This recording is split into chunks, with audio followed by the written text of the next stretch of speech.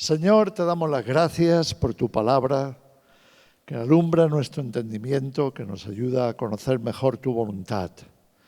Te pedimos, Señor, que en esta noche podamos avanzar en este tiempo de estudio, conociendo mejor la profecía, conociendo mejor este libro, Señor, tremendo que es el Apocalipsis.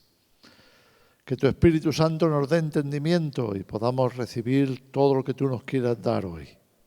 Te lo pedimos en el nombre de Jesús. Amén. Amén. Estábamos viendo en el día anterior,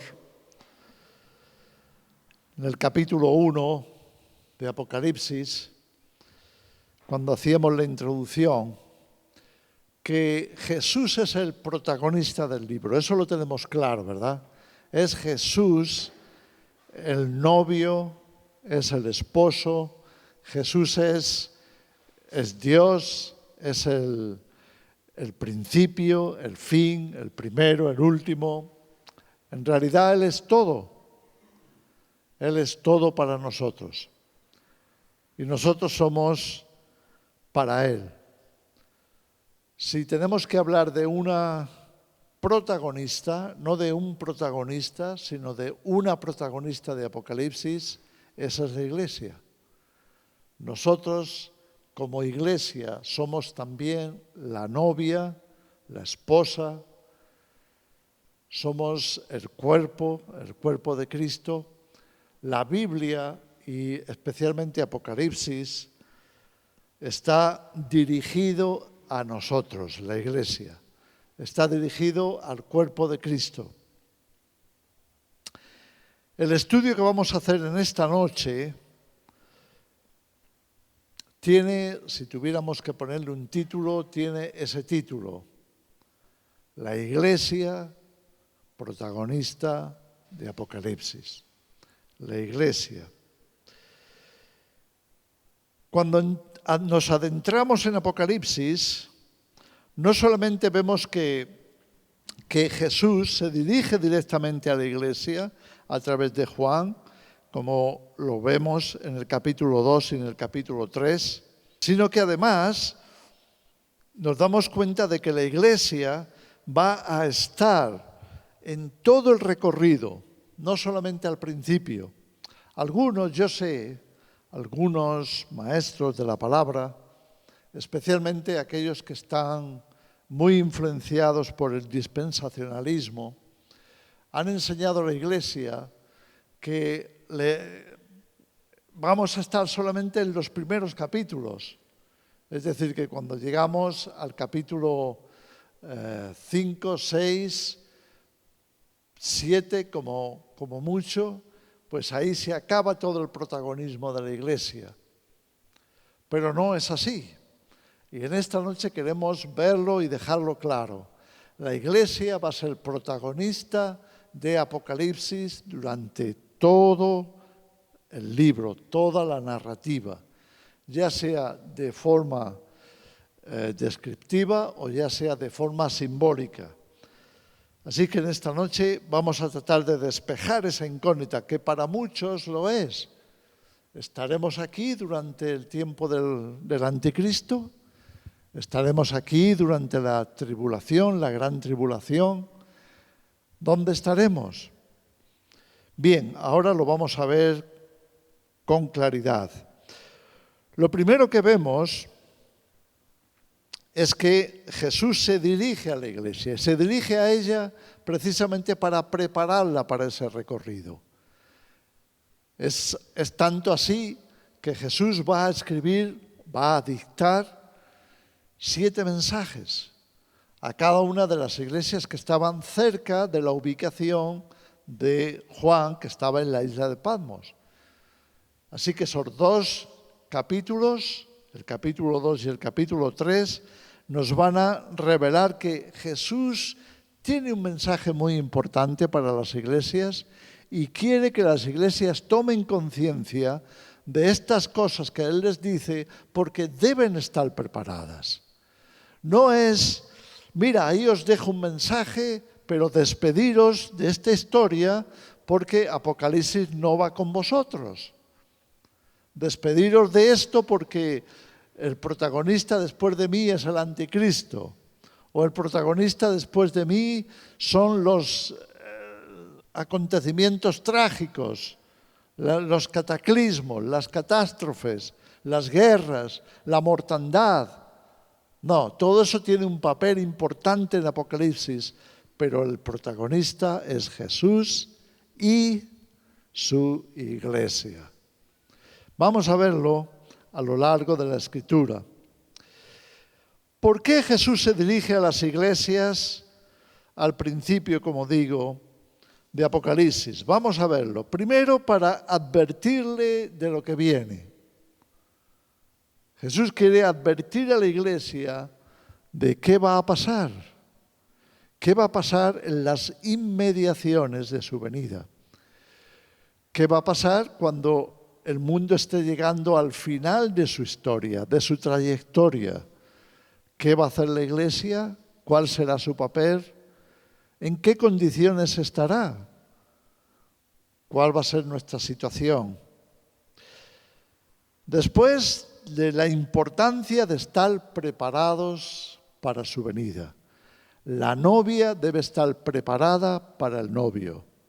La futura esposa que va a ser desposada con Jesús para vivir en la nueva Jerusalén, para ministrar con Él durante toda la eternidad, para ser su compañera inseparable y eterna, tiene que estar lista. Así que ese sería el segundo cometido o razón para que Jesús escriba estos mensajes. Después, para limpiar sus impurezas. La novia debe estar vestida de blanco. Y en Apocalipsis aparece muy claramente esta simbología. Las vestiduras blancas van a representar las acciones justas de los santos, de la iglesia. Por tanto, para estar vestida de blanco la novia, para estar impecable delante del esposo, tiene que estar santificada, purificada. La iglesia está llamada a ser la novia impecable, perfecta para el esposo. El esposo ya ha sido perfeccionado. ¿Recordáis esa escritura que leemos en Hebreos que nos dice que por lo que padeció Jesús aprendió obediencia y que por lo que padeció Él fue perfeccionado? ¿Recordamos esas escrituras? Entonces, si Dios hecho carne, precisamente por el hecho de haber tomado nuestra naturaleza humana, de haberse hecho carne por nosotros, tuvo que ser perfeccionado, tuvo que ser fortalecido, tuvo que ser preparado para ocupar de nuevo el trono celestial y de forma gloriosa y eterna. Si Él tuvo que ser perfeccionado por medio de la aflicción, por medio de la obediencia difícil, por medio de la cruz, si Hebreos señala estos acontecimientos como necesarios en el devenir de Cristo, en la preparación de Jesús para ser el esposo, ¿cuánto más nosotros, la iglesia como esposa, tendremos que serlo? Tenemos que ser purificados, limpiados de las impurezas. No es de extrañar que el profeta Daniel, cuando nos ubica en la profecía, en ese mismo momento, en el tiempo del fin, lo repita en dos ocasiones, en el capítulo 11 y en el 12. Muchos serán limpios, purificados y emblanquecidos, nos dice, porque Dios ha determinado un tiempo para eso. Dios ha determinado que lleguemos purificados a las bodas. Y por tanto, vamos a tener que pasar muchas tribulaciones para poder llegar en esa condición. El apóstol Pablo, lo leíamos no hace mucho, decía a la iglesia esa verdad. Es necesario que a través de muchas tribulaciones entremos en el reino de Dios. Otra razón importante es Dios quiere enseñarnos cómo superar las pruebas, cómo salir vencedores de esa situación. No solamente nos va a depurar, nos va a purificar, vamos a entender, vamos a tener una comprensión mayor de qué significa ser vencedores. Al final del Apocalipsis, hacia el final en el capítulo 21, en el versículo 7 tenemos escrita esa sentencia de parte de Dios. El que venciere heredará todas las cosas, yo seré su Dios y él será mi hijo. ¿Quién? El que venciere. Hay algo que está contenido en la lucha, en la batalla, algo que encierra el conflicto, que es muy importante para nosotros. Toda tentación, toda dificultad, toda tribulación, todo problema, todos y cada uno de esos conflictos suponen una lucha y cada lucha es una oportunidad para vencer. Aprender a vencer, aprender a superar esas cosas es vital para la Iglesia. No sabemos lo que nos depara la eternidad, excepto que va a ser una eternidad gloriosa, que Dios estará con nosotros, nosotros con Él, y será maravilloso el vivir para siempre con nuestro esposo. Eso es lo que sabemos, pero no tenemos muchos detalles de ese futuro. Ahora, lo que sí sabemos es que Dios nos está preparando. Y salir vencedores es totalmente necesario para nosotros. Y luego la quinta cosa que Dios quiere revelar a través de estos mensajes es que tenemos que mantener nuestros ojos en Él y en el futuro que Él nos tiene preparado. Nuestro enfoque no pueden ser los acontecimientos que nos rodean, aunque pasemos por ellos. Nuestro enfoque no pueden ser las dificultades, las catástrofes, las tribulaciones. Eso no debe ser nuestro enfoque. Cuidado con quedarnos demasiado tiempo pensando en estas cosas. Nuestro enfoque debe ser el futuro que Dios ha preparado para la Iglesia, para nosotros. Amén. Bien, pues cuando Jesús da estas cartas, dicta, podremos decir, estas cartas a Juan, va a señalar algunas cosas. Voy a pasar rápidamente por algunas de las cartas para no tomar demasiado tiempo en ello. Pero fijaros, por ejemplo, lo que dice a la iglesia de Pérgamo. Y escribe al ángel de la iglesia en Pérgamo, el que tiene la espada aguda de 2 filos, dice esto: yo conozco tus obras y donde moras, donde está el trono de Satanás, pero retienes mi nombre y no has negado mi fe, ni aun en los días en que Antipas, mi testigo fiel, fue muerto entre vosotros, donde mora Satanás.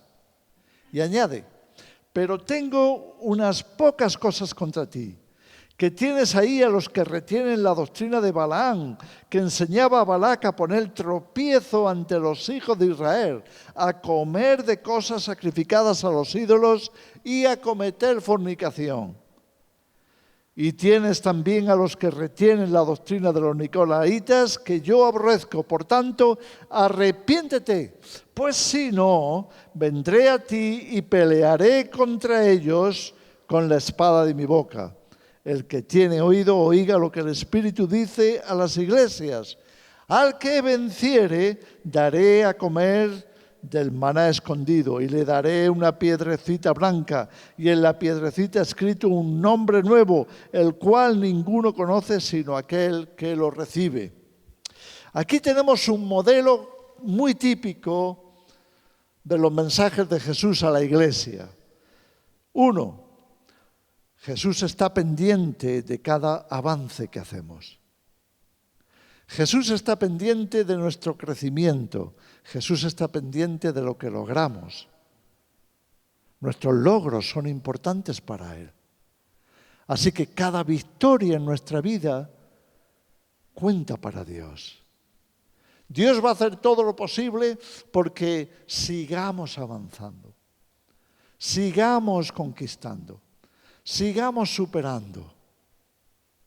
Para Dios, como Padre, es importante. Para Jesús, como nuestro esposo, es imprescindible.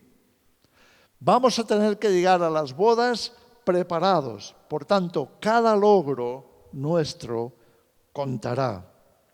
Dios lo tiene en cuenta, Jesús lo menciona. En este caso está diciendo: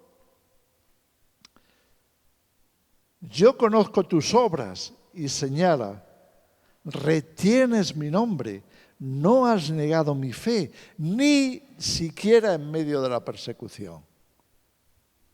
Jesús está pendiente de cada logro, cada avance nuestro, cada cosa que superamos. Después, Jesús también nos quiere recordar lo que tenemos pendiente. Hemos avanzado, estamos logrando cosas, pero hay otras que aún las tenemos pendientes. Las llamamos asignaturas pendientes, ¿verdad? Es porque aún no estamos aprobados en eso. Es porque aún tenemos que conquistarlos.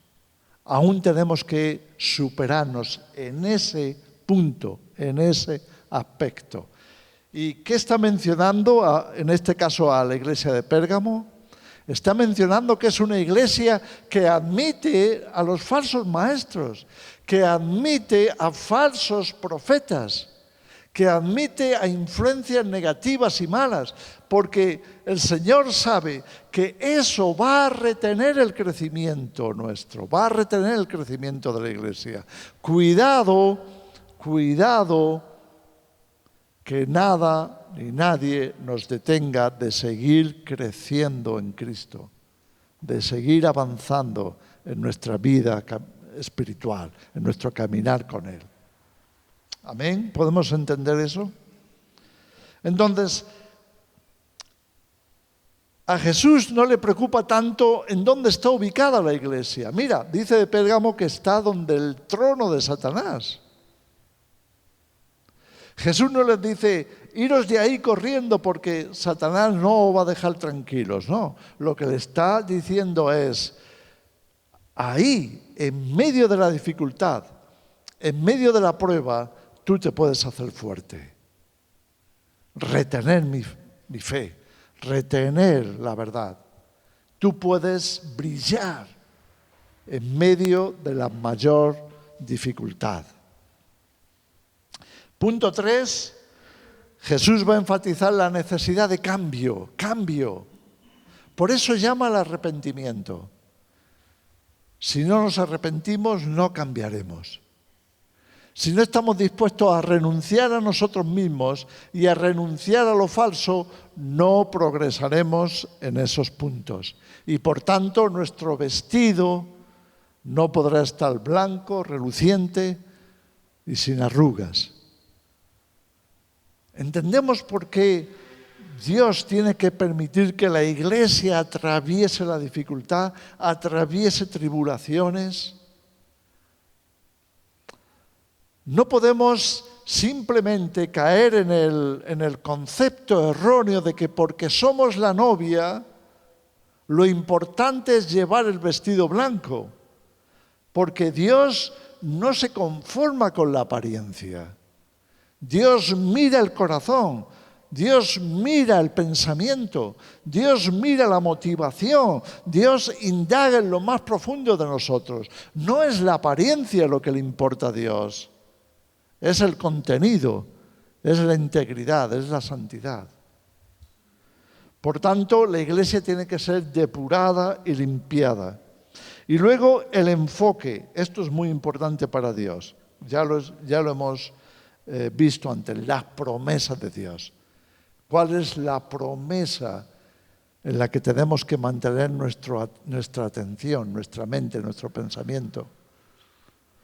Porque es precisamente la promesa lo que nos dará la motivación para seguir. Es que sabemos que detrás de la tribulación está Jesús. Detrás del sufrimiento, de la muerte, está la gloria, la resurrección, el reinado. Y todo eso lo va a recordar Jesús a la iglesia. Esto resume esos dos capítulos de Apocalipsis, el 2 y el 3. ¿Por qué tenemos que atravesar Apocalipsis? ¿Por qué la iglesia va a estar en todo el libro? Vamos a dar un avance hacia el capítulo 7 y 14. Vamos a ir atravesando rápidamente estos pasajes. En el capítulo 7 y 14 de Apocalipsis encontramos los 144.000 sellados. Se da una referencia de ellos como miembros de las tribus, de 12 tribus, las tribus de Israel. Pero ni siquiera se mencionan las 12 tribus. ¿Por qué? ¿Realmente estas tribus son literales o son espirituales? ¿Realmente ese es el Israel físico o es el Israel de Dios? ¿Cómo lo podremos saber? Yo creo que tenemos que estar abiertos a entender en profundidad quién son los 144.000 sellados. No es el tema de esta noche, pero solamente quiero llevaros a esta conclusión. Los 144.000 sellados por Dios para atravesar la tribulación con todas sus dificultades, conflictos,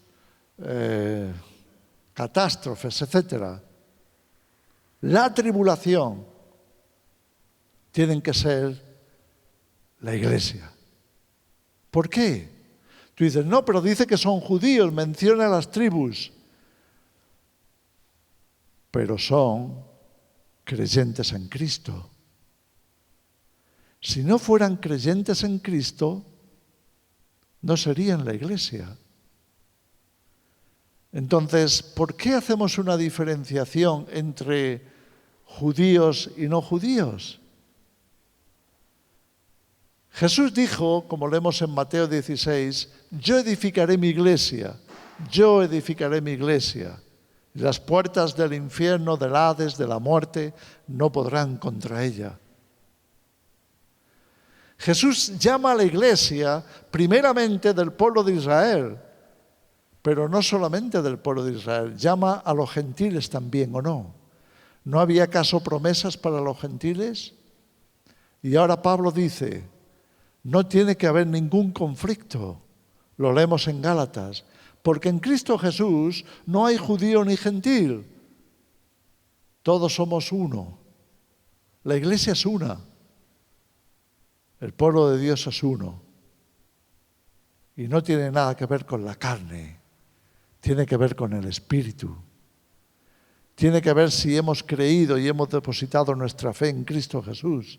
Tiene que ver en si le seguimos a Él. Porque si le seguimos a Él, somos su iglesia. Y Dios no va a mirar si somos judíos o somos gentiles. Porque en Cristo Jesús, dice Pablo, somos herederos de las promesas hechas a Abraham. Somos hijos de Abraham y herederos de sus promesas. Amén. Por tanto, necesariamente son la iglesia. Los 144.000 solo pueden ser la iglesia. ¿Por qué? Porque siguen al Cordero donde sea que va. Por tanto, creen en Él. Son la iglesia. Luego, también en el capítulo 7 encontramos una multitud.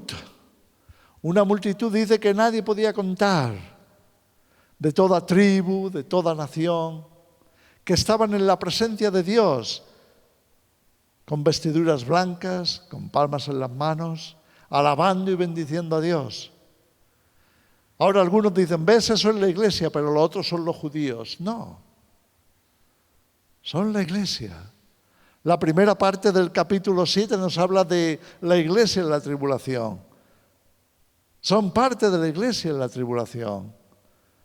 La segunda parte del capítulo 7 nos habla de la iglesia que ha superado la tribulación. Cuando Juan pregunta, ¿quiénes son estos? O mejor dicho, cuando el anciano le pregunta a Juan, Juan, estos que están ahí en el trono, delante del trono, esa multitud innumerable, ¿quiénes son? ¿De dónde han salido? Y Juan dice, yo no lo sé, tú sí seguro que lo sabes. Y entonces el anciano celestial le dice a Juan, estos son los que han salido de la gran tribulación. Por tanto, 144.000 sellados para atravesar la tribulación son parte de la iglesia. La multitud, la inmensa multitud que está en los cielos después de la tribulación, porque son los que han salido de la gran tribulación, es toda la iglesia. ¿Podemos verlo? Es así. Bien, luego vamos a encontrar a otros miembros de la iglesia. Por ejemplo, a los dos testigos. ¿Quiénes son los dos testigos? Algunos dicen, bueno, pues Elías, Enoc, o no sé. La Biblia no dice quiénes son. Lo que sí nos dice es que son dos testigos y que estos dos testigos tienen un ministerio. Lo leemos en el capítulo 11. Los dos testigos están en Jerusalén ministrando, están desatando plagas, están dificultándole las cosas al anticristo. Sin duda, por lo menos yo sí lo veo, para facilitar que todavía la iglesia pueda funcionar, que todavía la iglesia esté aquí esperando a su Señor. Pero están peleando esa batalla como profetas, los dos testigos. Ahora, ¿son la iglesia o no son la iglesia? ¿Son parte de la iglesia o no son parte de la iglesia? ¿Son de Cristo o no son de Cristo? Porque si son de Cristo, son la iglesia. No existe una cosa como soy de Cristo pero no soy de la iglesia. Soy de Cristo, pero soy ¿de qué? ¿Del Antiguo Testamento? ¿Del pueblo de Israel? O eres de Cristo o no eres de Cristo. Y si eres de Cristo, eres su iglesia. Por tanto, la iglesia está ahí representada por estos dos testigos, como leemos en Apocalipsis capítulo 11. Estos que están allí, que finalmente son perseguidos y destruidos finalmente por el anticristo. Pero no serán los únicos, porque ya estaba profetizado en el capítulo 7 de Daniel que hará guerra contra los santos, leemos en el versículo 21, hará guerra contra los santos y los vencerá. También leemos en el capítulo 20 que muchos fueron muertos, decapitados durante la gran tribulación. ¿Por qué? Porque no quisieron doblegarse a Satanás, no quisieron doblegarse al anticristo. Se negaron a recibir la marca en la mano derecha o en la frente. Y por tanto perecieron, murieron en medio de esa gran tribulación. Léelo en Apocalipsis 24. Vi tronos y se sentaron sobre ellos los que habían recibido facultad de juzgar. Y vi a los decapitados por el testimonio de Jesús, por su palabra, que no habían recibido la marca en la mano derecha ni en las frentes. Y vivieron y reinaron con Cristo 1000 años. ¿No es eso lo que dice la Escritura? ¿De quién está hablando? ¿Estaban en el tiempo del anticristo o no? ¿Estaban negándose a adorar a Satanás y aceptar la marca de la bestia o no? Sin duda que sí. Entonces son la iglesia, porque estaban defendiendo el testimonio de Jesucristo. ¿No estaba la iglesia en esa situación? Sin duda que lo estaba. Así que ahí tenemos una vez más, pero lo encontramos en más situaciones, lo encontramos en Apocalipsis 12. ¿Qué nos dice Apocalipsis 12? Nos dice que Satanás ha descendido con gran ira, con furia, para atacar a la mujer, perseguir a su descendencia. ¿Quién es esa mujer? Sabemos que es un símbolo, pero ¿a quién representa? Algunos dicen representa a Israel. Algunos, los católicos, dicen representa a María, que ha dado a luz a Jesús. Pero podemos entender que representa algo más. Representa al pueblo de Dios, representa a la futura esposa, representa a los escogidos, representa a la parte de la humanidad que Dios usa para extender a lo largo de la historia sus propósitos. Y Satanás va a perseguir a la mujer, va a perseguir a la descendencia de la mujer. Eso es lo que leemos en estos versículos de Apocalipsis 12, a partir del versículo 12. Entonces, ahí también está la mujer, que nos dice que Dios le prepara lugar en el desierto para que sea sustentada durante todo el tiempo del reinado del anticristo, que es 42 meses, 1260 días, tiempos y medio tiempo, 3 años y medio.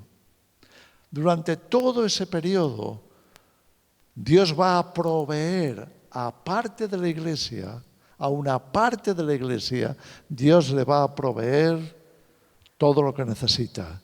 Alimento, cobijo, protección. En el desierto, sí. En lugares solitarios, pero bajo la protección de Dios. No sería la primera vez. Dios ya pasó al pueblo de Israel por el desierto durante 40 años, no 3 años y medio, 40 años. ¿No les proveyó maná? ¿No les cuidó? ¿No les guardó?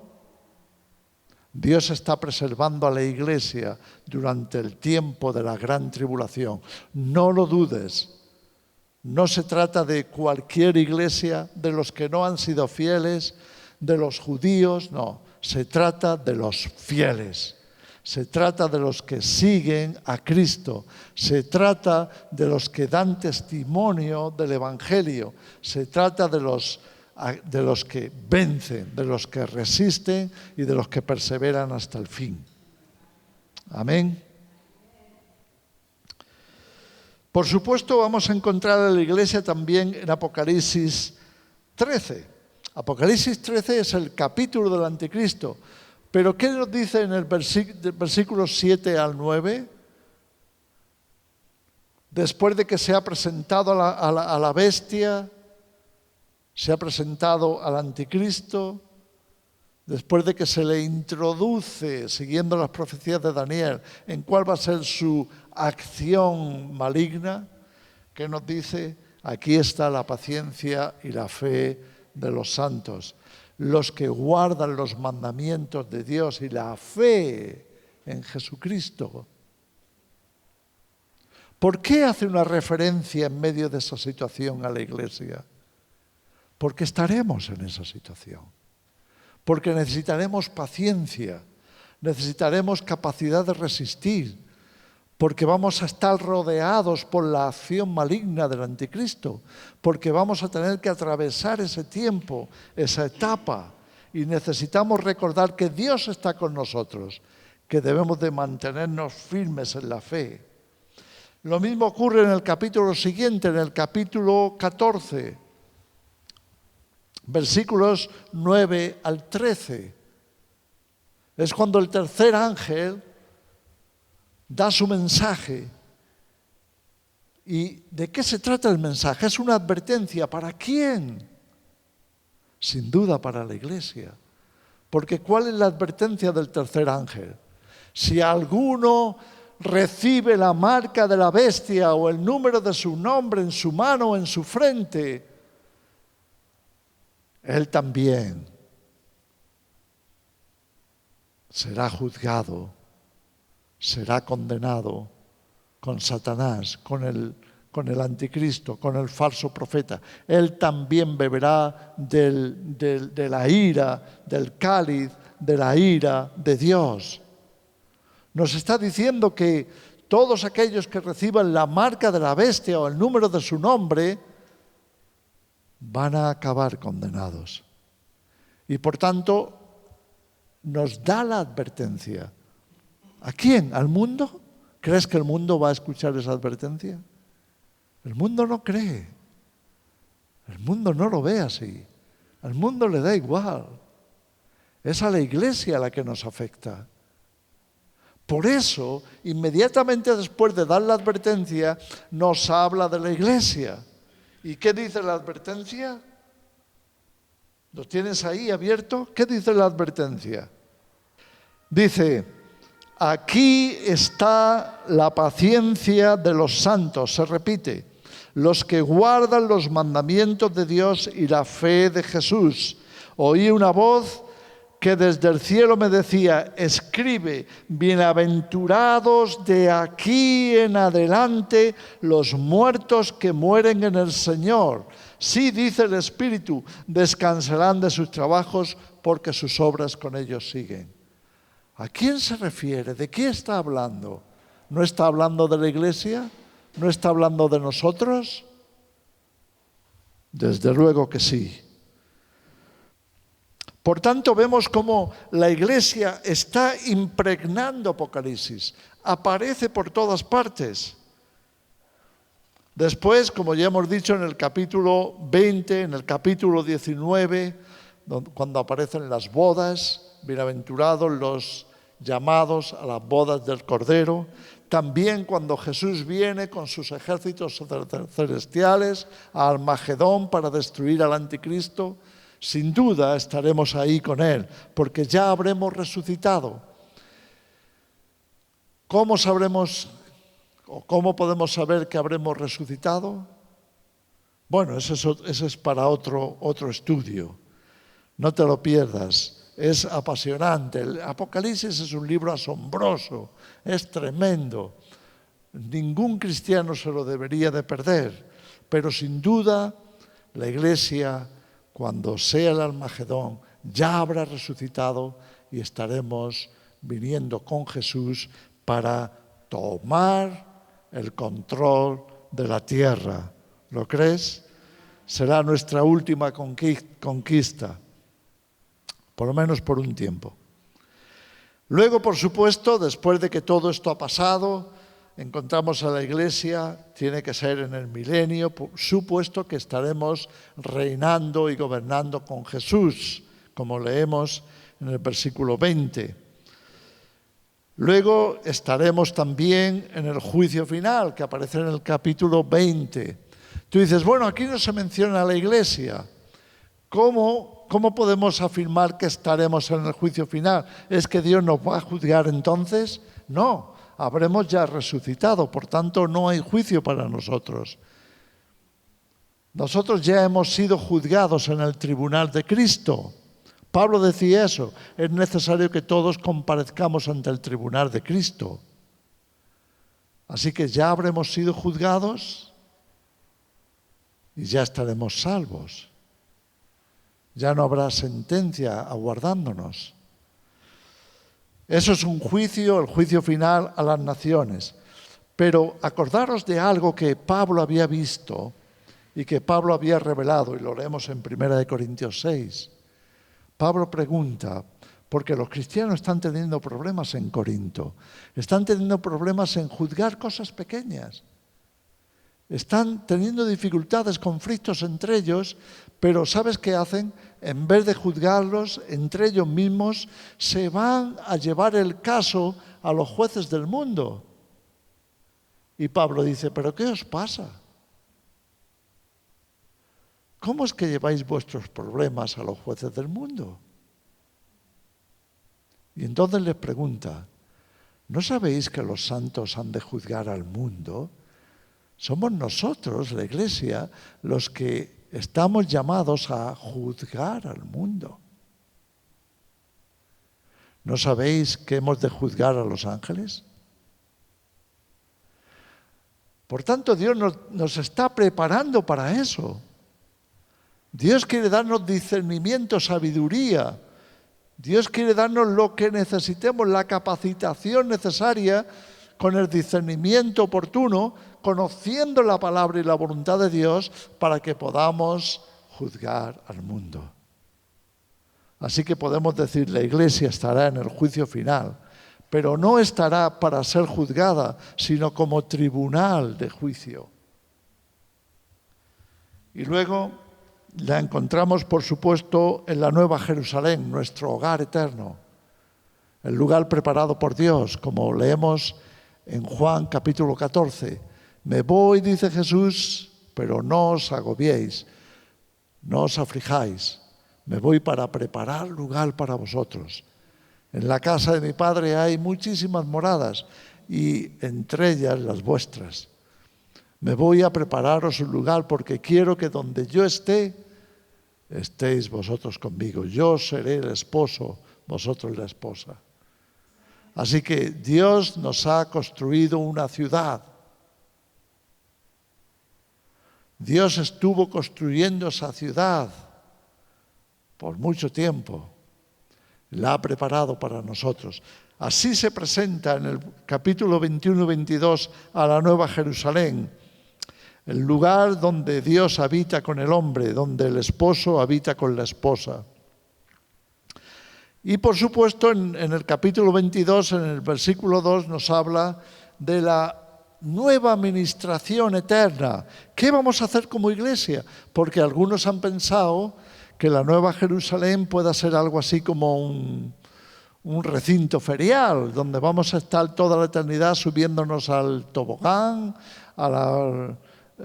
¿cómo se llama eso? A la noria, al tío vivo, a la montaña rusa. Bueno, hay muchas atracciones, ¿verdad? Podríamos, seguro que para un niño eso es el cielo, pero para nosotros ya somos un poco mayorcitos para eso, ¿no? No, ni la Nueva Jerusalén ni la eternidad es una gran feria. Es un lugar de trabajo, es un lugar de creación, es un lugar de acción, es un lugar de realización, es un lugar de expansión, es un lugar maravilloso. No vamos a estar ahí de vacaciones. Esta es la conclusión. ¿Podemos quedarnos con esa conclusión? No nos estamos preparando para luego jubilarnos. ¿Crees que habrá jubilación en el cielo? No. No nos preparamos, no luchamos, no conquistamos para luego irnos de feria. No. Estaremos ministrando, sirviendo, porque es lo que Dios ha querido que aprendamos aquí. A servir, a ministrar, a ayudar, a bendecir, a hacer el bien. No hace falta que esté Satanás. Pero la Escritura nos dice claramente que estaremos sirviendo a las naciones que hayan sido salvas con sanidad, con las hojas del árbol de la vida, siendo de bendición para ellos, ministrándoles, haciéndoles bien. Cualquiera que sea el simbolismo que eso represente, podemos decir, quizás sea simbólico de algo, muy seguramente sea simbólico, pero lo que está claro es que es para servir, es para ministrar, es para hacer el bien, es para bendecir. ¿Sabes cuál será nuestra mayor recompensa aparte de estar con Jesús? aparte de estar eternamente con nuestro Creador, será vivir dando, vivir haciendo el bien, vivir ayudando y bendiciendo, porque esa es nuestra mayor felicidad y bienaventuranza. Amén. Podemos dejarlo por hoy en este punto. La iglesia de Jesús, la novia, la esposa del Cordero, estará aquí durante todo el tiempo de Apocalipsis. Quizá, excepto en un pequeño periodo, pero eso no era el tema de hoy, lo veremos en otro momento. Amén. Pero no me voy a ir sin daros lo prometido, así que no te levantes todavía. Me queda compartir un pequeño pensamiento. Os lo había prometido. Vamos a tocar una escritura cada vez al final del tema sobre el 666. ¿Sí? Ya se te había olvidado, ¿verdad? Vamos a Proverbios, capítulo 6, versículo 16. Ya tenemos 2 seises ahí, ¿verdad? Proverbios 6, versículo 16. Pero ¿cómo empieza el el versículo? 6 cosas abomina el Señor, y aun 7 su alma, abomina su alma. Ahora, ¿por qué quiero daros esta referencia y este pensamiento? Me vais a permitir un minuto para explicaros algo que creo que es tremendamente interesante. No está por casualidad el 666 en ese punto. Lo miramos. Vamos a Proverbios, capítulo 6, versículo 16. Y ahora fijaros en esto. Las 6 cosas que aborrece Dios.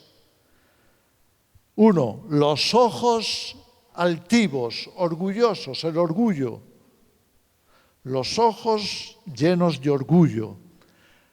La lengua mentirosa, que está acostumbrada a mentir, que vive de la mentira.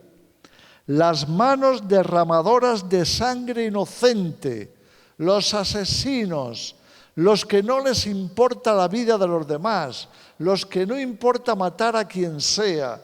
Número 4, el corazón inicuo que maquina pensamientos de mal, el corazón malvado. 5, los pies que se apresuran para hacer el mal, el impetuoso que no le importa acabar con quien sea, que destruiría el mundo.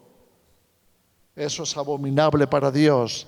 Y el testigo falso, acaba de nuevo, que habla mentiras. 6 cosas que abomina Dios. Cada una de ellas describe al anticristo. Piénsalo. 6 cosas. Hemos llegado a 6 cosas. Y estas 6 cosas describen al anticristo. Él es cada una de esas cosas. Ahora el Señor añade en el proverbio una más. Por eso dice, y 7. Hay una 7ª. Y esa 7ª va para nosotros. Las 6 anteriores eran para el anticristo, para describirnos al anticristo. La 7ª es para nosotros, porque nosotros podemos ser engañados por el anticristo, engañados por Satanás, hasta el punto que cooperemos con él en vez de con Dios. ¿Cuándo es eso? Cuando sembramos discordia entre hermanos. Esa es la 7ª. El que siembra discordia entre hermanos. el que hiere, el que produce división, el que hace mal a su hermano, el que siembra malestar, discusión, discordia. Estamos siendo tentados por Satanás y convencidos de que estamos haciendo lo que deberíamos de hacer sin darnos cuenta de que estamos colaborando con Satanás y con el anticristo. Amén. ¿Nos podemos quedar con eso? Te damos gracias por tu palabra, Señor. Te damos gracias porque nos has dado oportunidad de aprender estas cosas. Y ahora te pedimos, Señor, que nos ayudes a guardarlo en nuestro corazón. Muchas gracias por tu fidelidad, Señor. En el nombre de Jesús. Amén. Amén.